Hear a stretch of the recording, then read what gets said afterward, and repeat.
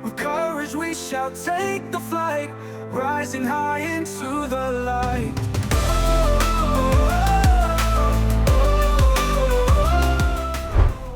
Seperti yang kita tahu, semalam Timnas Indonesia berhasil mencuri poin di kandang Arab Saudi dengan hasil imbang 1-1. Ini membuat skuad Garuda membuktikan kepada mereka yang meremehkan kita, sekalipun ranking FIFA kita jauh di bawah mereka, tapi itu hanyalah angka yang nggak ngaruh.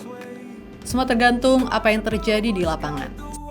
Seperti yang ditunjukkan anak asuh Sinteyong yang bermain agresif dan solid, yang membuat Arab Saudi sedikit frustasi, apalagi ada Jesus yang tampil memukau sebagai kapten tim. Dia membawa mental Catenaccio ke dalam tubuh timnas merah putih, dan itu membuat kita bisa mencuri perhatian media-media luar, khususnya media Eropa, yang menyoroti gemilangnya performa skuad Garuda yang mengimbangi Arab Saudi. Determined minds won't lose the day. Our destiny we will convey. With every step we pave the way.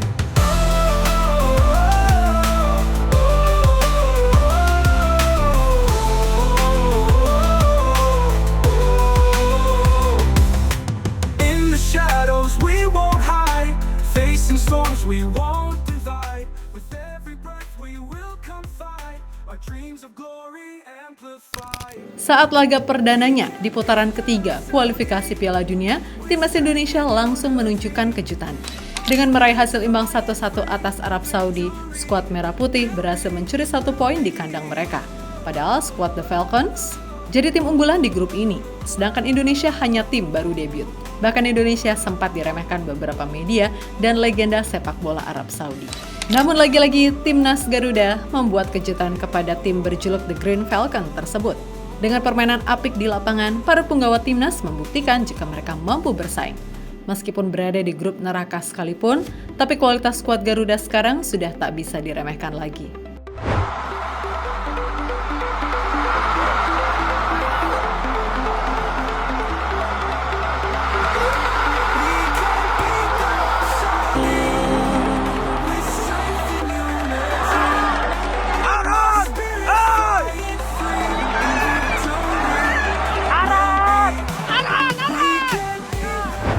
Di laga kali ini, skuad asuhan Sinteyong memang tak mendominasi permainan.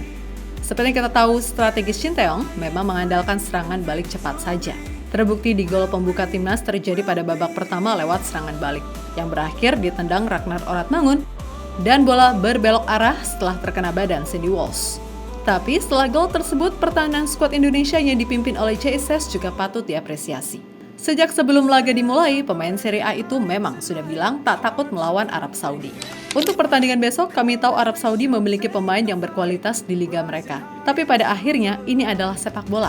Jadi apapun bisa terjadi. Seperti Arab Saudi melawan Argentina, kata JSS dalam konferensi pers sumber Okezon. Dan terbukti dari omongan kapten baru timnas itu, pertahanan yang dijaga benar-benar kokoh.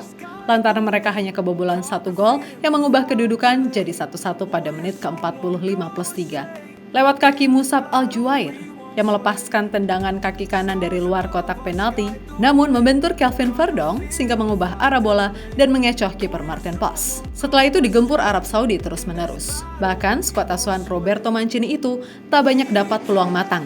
Dari total 18 tembakan dilesahkan timnas Arab Saudi, hanya 4 yang mengarah ke gawang, sisanya melenceng dan diblok para tembok kokoh Garuda.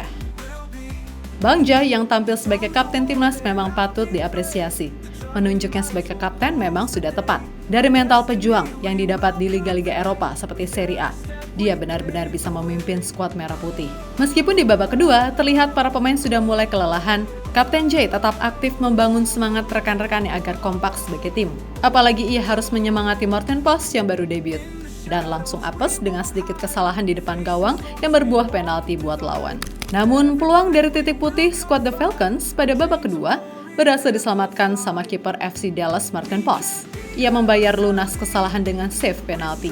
Dan tentu saja, dalam hal ini tak lepas dari peran kapten berusia 24 tahun tersebut yang tak tergantikan sepanjang laga tersebut. Belum lagi dengan skill permainan yang apik, pemain Venezia itu mencatatkan dirinya sebagai pemain dengan umpan paling akurat.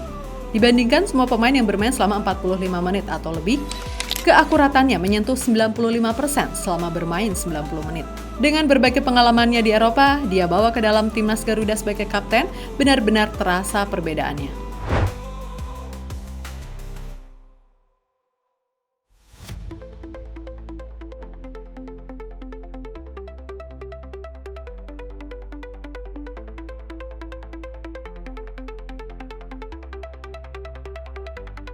We can beat the Arab Saudi with strength and unity.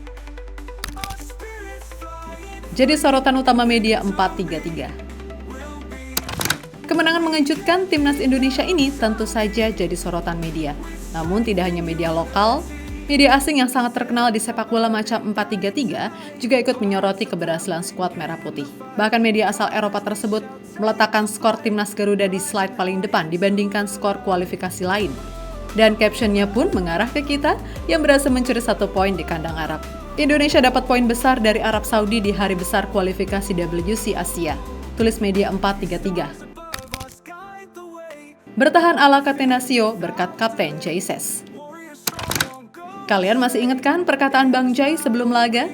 Ia yang baru pertama kali ikut konferensi bisa pede melawan Arab Saudi dan kita tidak akan takut. Hal itu langsung terbukti di laga semalam.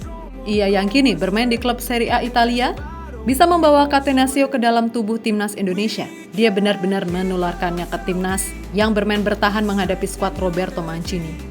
Buat yang belum tahu, Catenaccio adalah sistem taktis dalam permainan sepak bola yang menitik beratkan kekuatan pada pertahanan. Dalam bahasa Italia, Catenaccio berarti kunci, sehingga dapat diartikan bahwa Catenaccio adalah strategi permainan dengan pertahanan yang terorganisir dan efektif agar lawan kesulitan menyerang atau mencetak gol. Menurut STY, kita jadi kuda hitam. Usai pertandingan pertama grup C, timnas Indonesia mendapatkan hasil positif usai membawa pulang 1 poin dari kandang Arab Saudi, Stadion King Abdullah Sports City. Hal ini tentunya membuat pelatih timnas Garuda makin semangat. Dalam konferensi setelah pertandingan, pelatih asal Korea Selatan tersebut percaya diri Indonesia bisa jadi ancaman bagi tim-tim besar dengan menjadi kuda hitam. Pertandingan yang sulit dan atmosfernya sulit dan emosional. Kami bermain bagus dan saya senang dengan hasilnya. Indonesia akan menjadi kuda hitam di grup ini, kata Shin Tae-yong, sumber CNN Indonesia.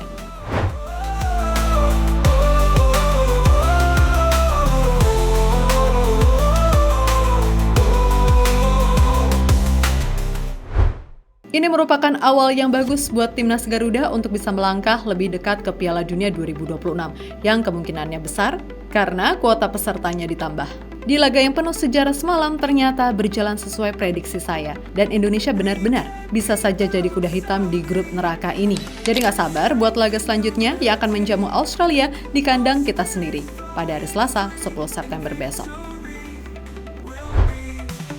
We can